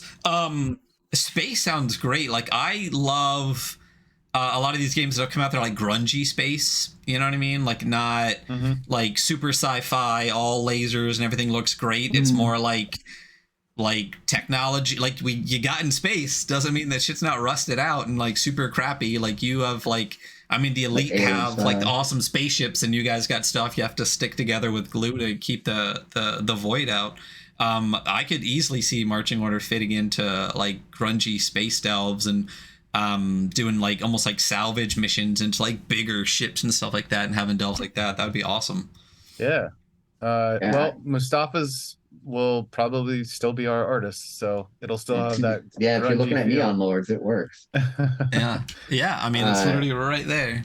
So like the only thing that's kept me from working on this is I'm working on too many other things right now, but I do have some definitive ideas about a cyberpunk version and the changes that I want to make between the two.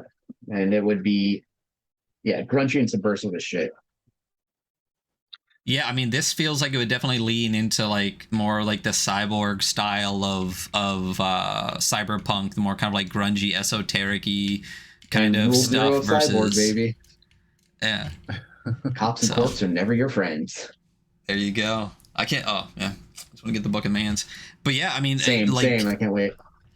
the rule. I think. I mean, if I think of all the genres that it could be, I think those two feel really, really like just primed for marching order because. Technology always gives you that underbelly of broken technology that just feels, roguish and grungy, and it feels like marching order just as the lore sits now. I mean, because you could take the mechanics and make this as highbrow as you wanted to, but Yeah, there's nothing I stopping us from having people riding on Pegasus and yeah. like knights in shining armor and paladins, but other than our own sense of aesthetics. I was gonna say like Yeah. dignity, that's Yeah. that'll keep it We in there. probably won't do that, The but mediocrum of Yeah, self-respect we got is yeah, just really yeah. getting in our Please way. don't, please don't. Again, like that's the vibe, the narrative, the writing and stuff like that, like is such a fun part of the game. Like I said, if you strip this down to just an SRD, like it mechanically, it's really interesting. Like I'm super excited to dig through it tonight, but the writing, the vibe, the art, everything you guys put together, all it feels like a complete package. We've looked at games before where it's like this is really good but it could use this, or this we really love this part but it could tweak this a little bit. One of the things I really like about this is the cohesiveness of like all the aspects. Like the art really fits the narrative, really fits the mechanics, really fits the way you guys incorporated the names and everything like that. It feels incredibly well rounded as what it's trying Thank to be. you. thank you. That's really kind of you to say. And Cohesive. taking I that like back that. to what you were asking earlier about Mustafa, like, no, we couldn't imagine anyone else doing it because Mm-mm. his illustrations feel as much of a part of marching order as cooldown dice and Brad's layout and like, yeah, the writing. Like it doesn't feel like we could change any of those elements and still have what we have. Right. But you did mention an SRD, and I do want to mention we have an open game license. So if anyone is feeling frisky and Yep. wants to like make their own thing based off of it, or like more delves or anything, like please go for it. Like You Yeah. could we want find that. We our want to see that in the world. yeah, you can find our license on our website. Oh yeah, no, I Yeah, saw it already. Absolutely. right on. And that not like the points matter. I mean, it's whatever. But when we do our value score, like the options for third party licenses are definitely factored into that. The option for more is fantastic. Addition to like the value and the bang for the buck for the game. That like if you did run out of delves, there could be other people making delves. So there's always that option to have more. So it's really fantastic. Right. And I really love that like a lot of more indie creators and a lot of people in the scene are realizing that like the more you let your community play with your game more than just like what you make, but also let them make stuff too, the bigger the game can get and the tighter your community can get. I mean, you can literally just look at Merc Exactly. Borg and Mothership to see how they Yeah. fucking blew up. Got And so much it's that. specifically because Merkborg put out the Merkborg cult and allowed all these people to make some stuff and supported it, and Mothership what they did, especially when they were dropping 1E and just literally in the background saying like here's the rules, do this, do this, do this, and building the community.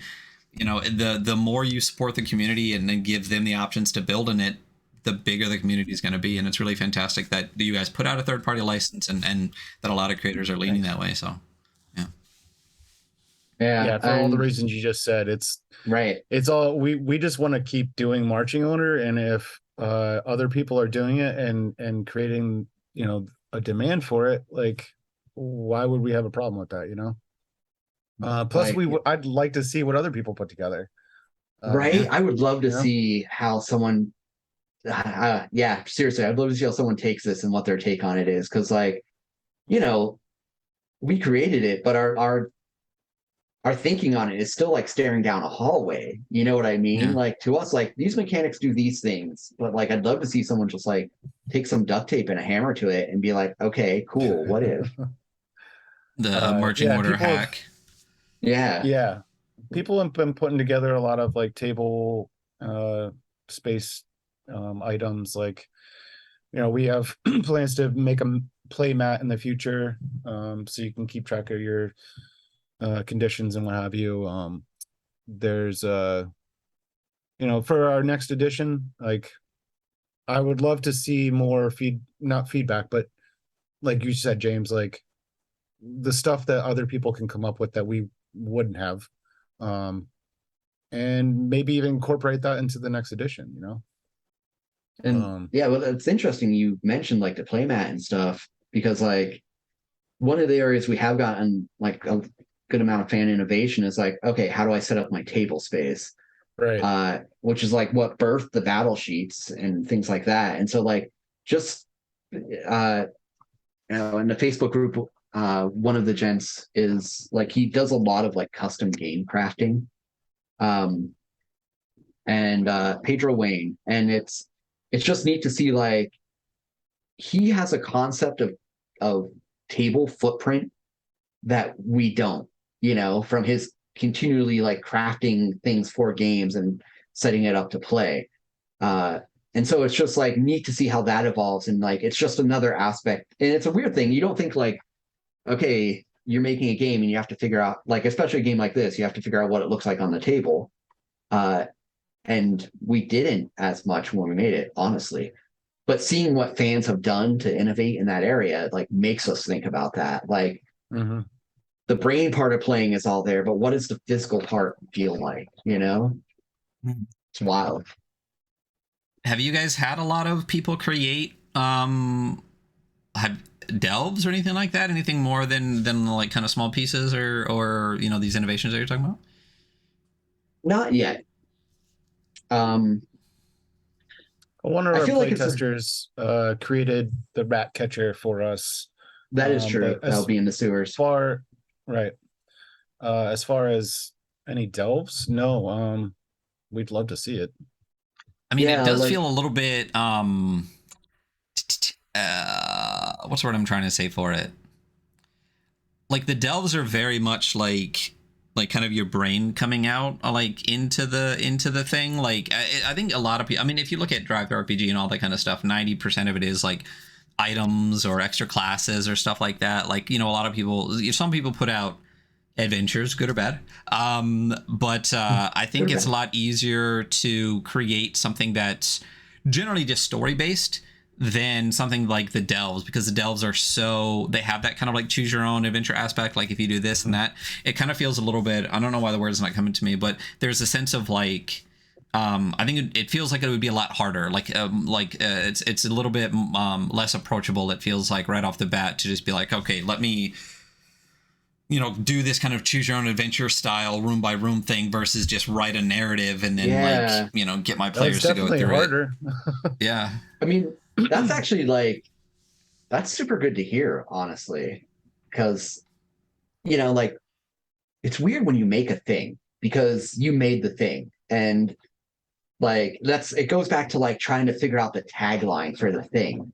Like Right. it's hard to see it with eyes that aren't your own, you know?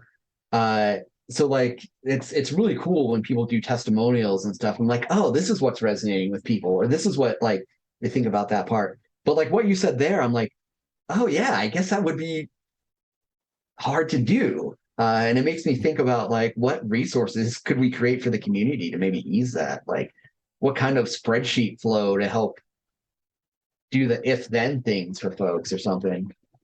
Yeah, I mean, Like a that's how to. Right. Yeah. Like a how to guide or something. yeah. I mean, again, going to 5e, the thing with 5e is a lot of the ventures are incredibly linear.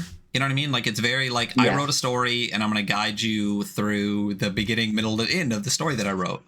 Yeah. Mm-hmm. Versus, you know, a lot more like the OSR kind of games that are coming out now, or NSR or whatever, where it's like instead like I built a bunch of locations and then your guys' actions will create a story over time when you go through it, which still feel like more kind of like point crawly or hex crawly. Delves definitely don't feel like any of that. You know what I mean? Like I wouldn't call them necessarily point crawls or any or obviously not hex crawls, and it definitely doesn't feel like linear in the same way. So I don't know what you guys could possibly do that would make it a little bit easier, because it feels so, you know, what it is.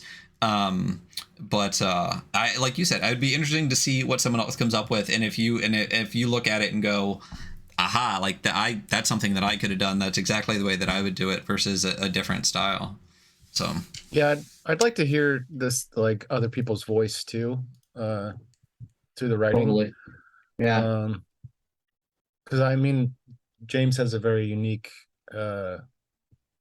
style there that he's created, and yeah, just made it up as he went. Let's be honest. No, like I try to sometimes respond in our chats, and a lot of times I just let him do it because he's got a way better voice at responding to things. That- I kind of let you do that, period. yeah. You're like, here, deal with the people. This guy's being a jerk. Please respond before I do. yeah, It's interesting the way you put about like hex crawls and point crawls and whatnot.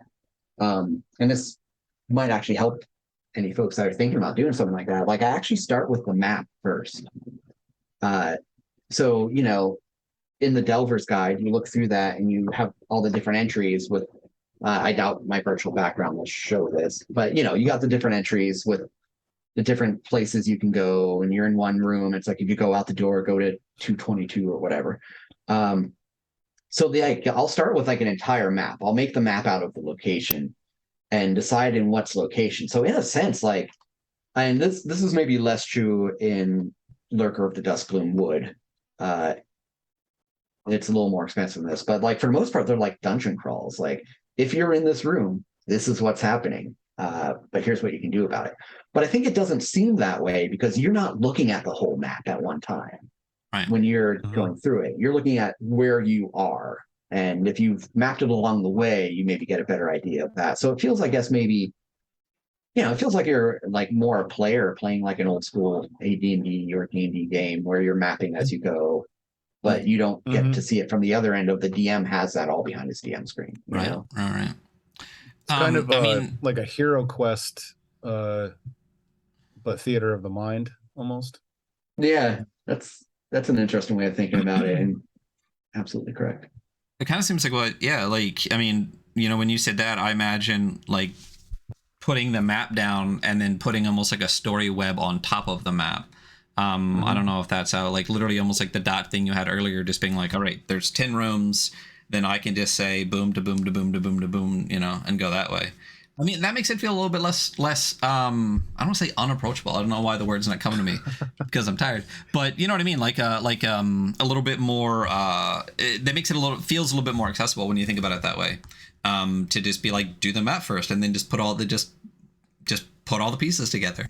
Yeah, and then hack it apart and put some numbers on it, you know? There you go. Like Lurker's got more dialogue trees. So that's I think one of the places it really starts to differentiate is in most of the delves, your decision making is locational based, what location you're going to be in. And then each location might have a little tree based on like, do you really want to ponder that orb? You know, decisions you make in the room. But yeah, it really comes down to like those first steps are just get that map and key it up like you would any other adventure you're writing, you know?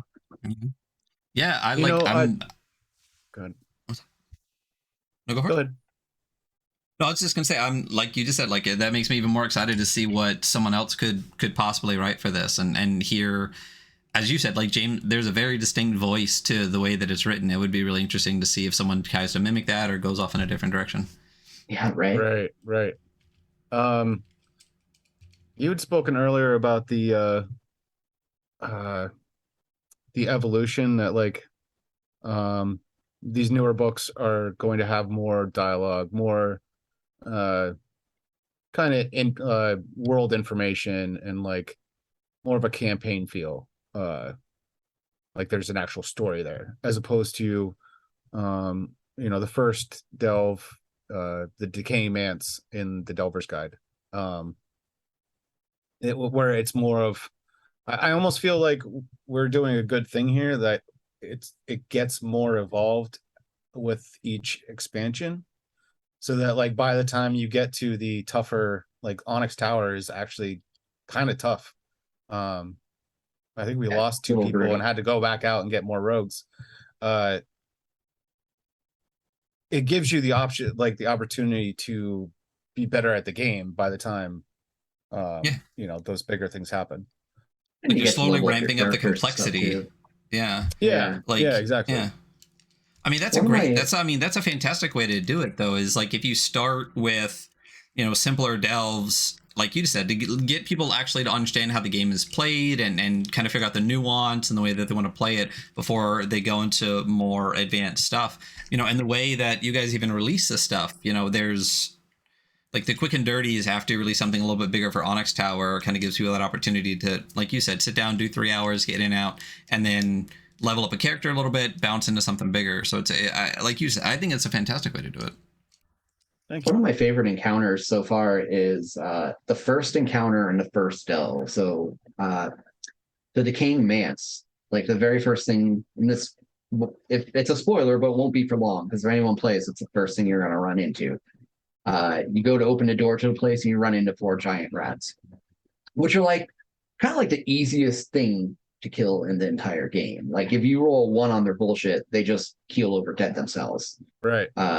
Wait, it was that easy and they're dead, which generally happens in that first encounter because there's so many of them, which you like is always entertaining. But I did that on purpose because like I wanted to get folks used to the mechanics before they are in something higher stakes, so they have a chance to like figure out their movement, figure out how their powers work. While the rats, only the one in front can attack. Any other one, like if it can't reach you, it moves up in the marching order. So they just spend a lot of time scurrying around each other as you like stab and bash them, and they end up dying on their own accord. So it kind of is like the tutorial session of the game.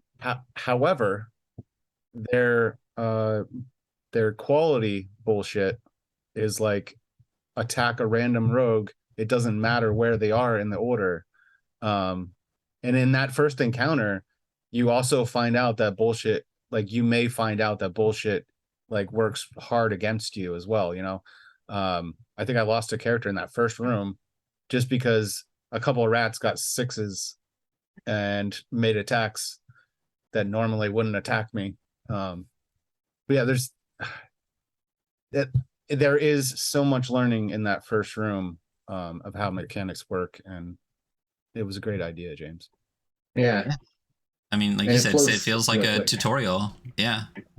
Yeah. Like once you get through it and like one other encounter, like it starts flowing really quick. You get the vibe down. You're like, okay, now I roll for British, and then on to the next one. And like, so like combat starts to go like decently quick. You're decently engaged the whole time after that. Mm-hmm. Yeah. Aside from maybe like a page scroll. What's that rule?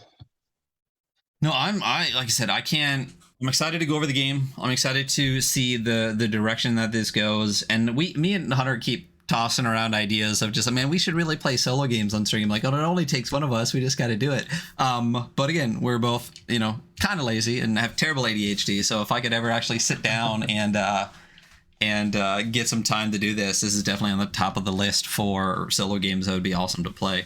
Someone in chat said it's cool there seems to be a good amount of material for the game. Speaking of that, we are still doing the giveaway. I think the plan is to do it at the end of the review. That's what we did last time, and that gives people all day to enter. But I did want to just kind of show some of the people that are looking, because podcast land, I'm sorry you don't get to see this, but so you were like, hey, you know, how would you like to do a giveaway? I can send you some quick and dirties, and then I got this box that was much heavier than I expected.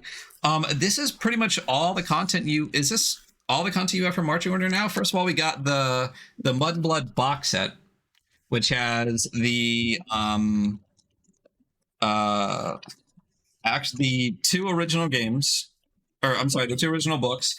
And as I said before, that's like the same kind of image, but just from different perspectives, like the goblins on one side and then like the heroes on the other. Deck of cards, this holdout guy right here with cool shit and Loot the Dead, all of this right here. We got Master of the Onyx Tower, and we have one of the quick and dirties. Now you said the one that we're giving away, the only thing missing was the back card. So you put a printed back card in, right? Yeah. So for the quick and dirties, for the Indiegogo campaign itself, for protecting Sir Grumford, we printed out a exclusive edition, limited edition. That's what I'm looking for. We printed a limited edition that, aside from the actual delve itself, it actually contains a little mini game within the delve that's on the backing card. But that's like the one thing we don't have printed. So I printed it out at home. One side is something we haven't announced yet, so I'm not going to talk too much about that. But the other side is part of the Protecting Sir Grumford delve. So yeah, gotcha. Whoever gets that one, I swear the backing board and the regular one is better. But that said, I doubt they'll find much room to complain. And you're getting it for free. And not only that, you're getting all of this. So all you have to do to enter, to literally get all of this stuff, is to just go on to the old tweeters, find the tweet that says like this tweet to enter. And then what we did last time was right at the end of the review. We'll just go to a random number generator, say, hey, there's 20 people in. We'll start from the bottom up, you know, and then we'll just roll a random number on stream. And then we will pick that person. I will message them. I'll get your address, and hopefully quicker than the last one, I will get it in the mail and get it sent to you. But since this is already in a box, all I got to do is tape it up and actually make myself go to the post office. So that is the plan for this evening. As I said, we're just going to be going through the player's book, just the Rogue's Handbook tonight. Partially because we don't read through intro adventures or anything on stream. Our thing is always, if you want the adventure, go buy the fucking book, support the person that's making the game, and give them your money so they can keep making that kind of stuff. So we're going to dig through that tonight.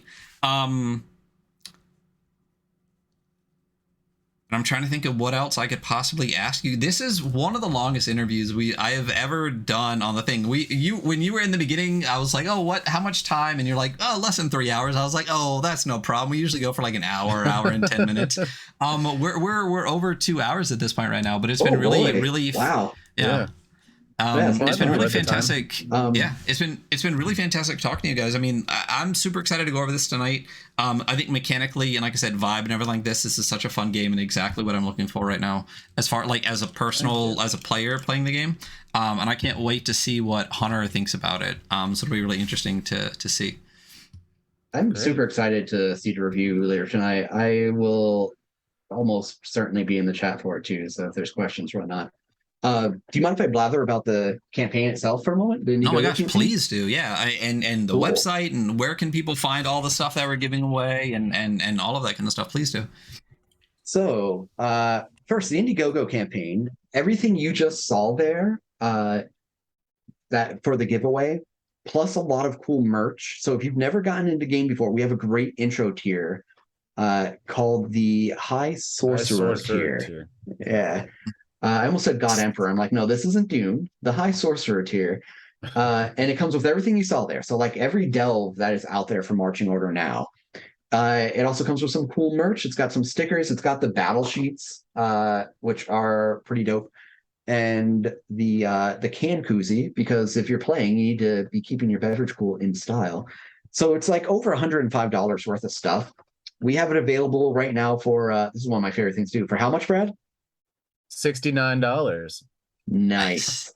because we couldn't charge 420 because that was more than the cost. That was So yeah, like the base game itself is $50. So for 19 more dollars, you can like literally get everything that we have.